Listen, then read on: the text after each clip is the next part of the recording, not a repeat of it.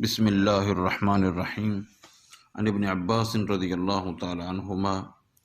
قال قال رسول اللہ صلی اللہ علیہ وسلم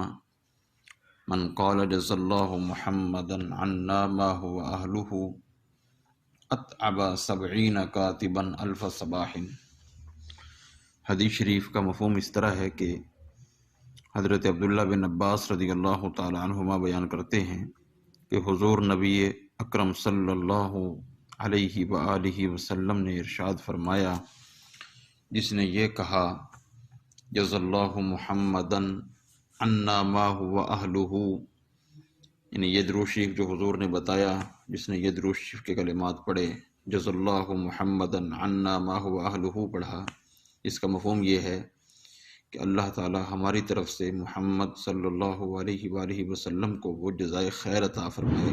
جس کے آپ صلی اللہ علیہ وسلم اہل ہیں۔ تو گویا اس نے 1000 صبحوں تک 70 فرشتوں کو، جو ثواب لکھنے والے ہیں، 70 فرشتوں کو تھکا دیا۔ معجم کبیر للطبرانی حدیث نمبر 11509۔